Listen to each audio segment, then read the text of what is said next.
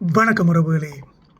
அண்மையில் நடிகர் தனுஷ் அவர்கள் ஒரு பள்ளிக்கூடத்தில் 3 மாடி கட்டிடத்தை கட்டி கொடுத்து திறந்து வைத்தார்.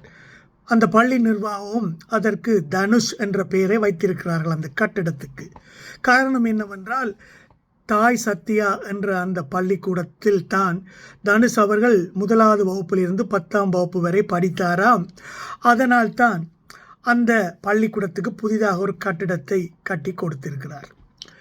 தனுஷ் அவர்கள் ஏற்கனவே ஒரு இயக்கத்தை ஆரம்பித்து இருக்கிறார். அந்த இயக்கத்துக்கு கொடியையும் வடிவமைத்து இருக்கிறார். அவரது நடவடிக்கைகளை பார்க்கும் பொழுது மிக விரைவில் அவர் கட்சி ஒன்றை தொடங்கலாம் என்ற எதிர்பார்ப்பு இருக்கிறது. ஏற்கனவே ஒரு நடிகர் கட்சி தொடங்கி ஆட்சியை பிடித்திருக்கிறார். சினிமா மோகம் கொண்ட ஒரு இளைஞர் கோஷ்டி ஒன்று எந்தவித புரிதலும் இல்லாமல் ஒரு நடிகர் தான், ஒரு நடிகருக்கும் தலைவனுக்கும் வித்தியாசம் தெரியாமல் ஒரு திரையில் பார்க்கும் நடிகனை தலைவனாக்கி இருக்கிறார்கள் என்று பலரும் பலவிதமான கருத்துக்களை தெரிவித்த வண்ணம் இருக்கையில், அடுத்த நடிகர் தனுஷும் அரசியலுக்கு குதிப்பதில் ஆச்சரியப்படுவதற்கு ஏதுமில்லை. முள்ளை முள்ளால் தான் எடுக்கலாம் என்ற கருத்துக்கு அமைய தனுஷின் என்ட்ரி சில வேளை ஜோசப் விஜயின் மாசை குறைக்கவும் வழிவகுக்கலாம். பொறுத்திருந்து பார்ப்போம். அந்த தாய் சத்யா விழாவில் அவர் பேசும்பொழுது தனுஷ் முக்கியமான ஒன்றை குறிப்பிட்டார். உறவுகளே, தாய்மொழியில் பற்று இல்லாமல் போய்விட்டது இப்போ இருக்கிற இளம் சமுதாயத்துக்கு. தாய்மொழியை படிப்பதில்லை, எழுத படிக்க தெரியாது. தாய்மொழியை படிப்பதே கேவலமாக கருதுகிறார்கள். தாய்மொழியை படிக்காமல் ஒரு மாணவன் வளர்வதில் எந்தவித அர்த்தமும் இல்லை என்று அவர் அடித்து கூறியிருந்தார். உறவுகளே, அவர் பேச்சு சீமான் பேசுவதைப் போல இருந்தது. தனுஷ் அவர்களும் சீமானின் கொள்கையை சிலதை பின்பற்றுவது மகிழ்ச்சி அளிக்கிறது. உறவுகளே, கடந்த 50 வருடமாக தமிழ்நாட்டை பார்த்தீங்கள் என்றால் ஒரு தலைமுறையே தமிழ் தெரியாமல், எழுத படிக்க தெரியாமலேயே தங்கள் பள்ளி வாழ்க்கையிலே முடித்து, கல்லூரி வாழ்க்கையை முடித்து வளர்ந்து பெரியவர்களாகிவிட்டார்கள். அந்த அளவுக்கு திராவிட கட்சிகளின் ஆட்சி நடந்த காலத்திலேயே தமிழ் புறக்கணிக்கப்பட்டது அல்லது மறைமுகமாக அழித்தொழிக்கப்பட்டது என்று கூறலாம். ஆனாலும் திராவிட கட்சியின் தலைவர்கள் அட்லீஸ்ட் தமிழ் மொழி, தமிழ்நாடு, தமிழர் உரிமை, தமிழர் வரலாறு என்று அட்லீஸ்ட் பேசினார்கள். அவர்கள் செயல்படுத்தினார்களோ இல்லவோ தெரியவில்லை, அட்லீஸ்ட் பேசினார்கள். பல்லாபுரத்தில் ஒரு மீட்டிங்கில் சீமான் அண்மையில் சொன்னார், அந்த தலைவர்கள் அட்லீஸ்ட் மேடையில் பேசினார்கள் தமிழ் என்று.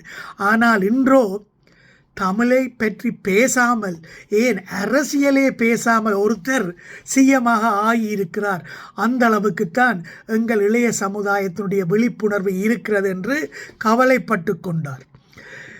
உறவுகளே, இப்போது இருக்கும் சிஎம் ஜோசப் விஜய் அவர்கள் தமிழர் வரலாறு, தமிழர் வீரம், தமிழர் பண்பாடு, தமிழர் இலக்கியம், தமிழர் நிலப்பரப்பு, தமிழர்கள் எந்தெந்த நாட்டில் வீரமாக போராட வேண்டும், தமிழை உலகம் முழுக்க வளர்ப்பதற்கு என்ன செய்ய வேண்டும் என்றெல்லாம் 1% கூட அவர் மேடையில் பேச மாட்டார்.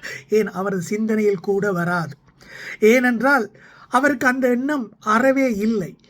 அவர் ஒரு நடிகர்.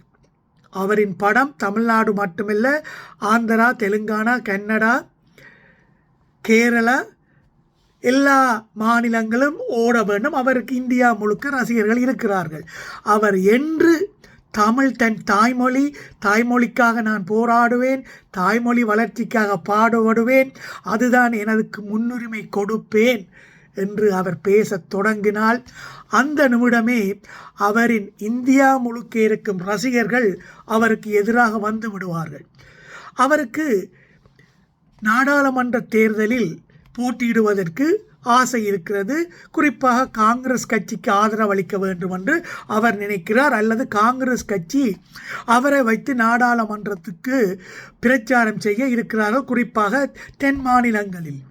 அந்த நிலையில் விஜய் தமிழ்நாட்டுக்கு சொந்தமானவர், தமிழருக்கு சொந்தமானவர், தமிழ் மொழிக்குத்தான் பாடுபடுவார், தமிழர் உரிமைக்குத்தான் குரல் கொடுப்பார், தமிழர் கலாச்சாரம், தமிழர் வீரம், தமிழர் பண்பாடு, தமிழர் இலக்கியத்தை பற்றித்தான் பேசுவார் என்று அவர் தன்னை அப்படி ஒரு அடையாளமாக காட்டிக்கொண்டால் அவருக்கு அரசியல் எதிர்காலமே இல்லாமல் போய்விடும் என்ற பயத்தில் அவர் தமிழை பற்றி மூச்சே விட மாட்டார். உறவுகளே, உங்களுக்கு தெரியும், தாவேக்காக்கு சென்னையில் நிறைய வாக்குகள் விழுந்தன. காரணம், சென்னை போன்ற மாநிலங்களில் பிற மொழியாளர்கள் அதிகம். உறவுகளே, அதனால் அவர்கள் ஒரு கூத்தாடிக்கு வாக்களிப்பார்கள், அவர்கள் தமிழர் என்று பார்க்க மாட்டார்கள். அது மட்டுமல்ல, மெரினா பீச்சில் ஒரு போராட்டம் நடந்தது. அப்பொழுது முதல்வர் ரன்னிங்கில் சென்று அங்கிருந்த ஒரு பிளாக் போர்டில் எல்லாம் எழுதினார். அப்போ கூடிய அவர் சரியான தமிழில் எழுதவில்லை, ஆங்கிலம் கலந்துதான் எழுதினார்.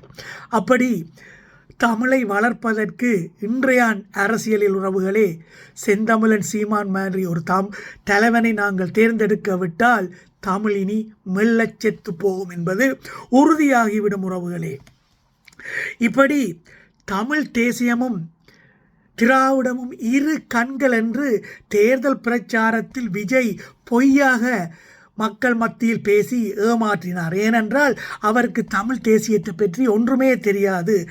சொல்லுங்கள் உறவுகளே, ஏதாவது ஒரு மேடையில் இன்று வரை விஜய் அவர்கள் தமிழினம், தமிழ் மொழி என்று எங்கேயாவது பேசி இருக்கிறாரா? பேச மாட்டார். அதனால் தான் நான் சொல்லுகிறேன் உறவுகளே, தமிழ்நாட்டில் தாவேக்கா அரசு தொடர்ந்தால், ஜோசப் விஜயின் ஆட்சி தொடர்ந்தால், அது தமிழ் இனத்துக்கும் தமிழ் மொழிக்கும் அழிவுக்கு வழிவகுக்கும் என்பது எனது திண்ணமான கருத்து. உறவுகளே.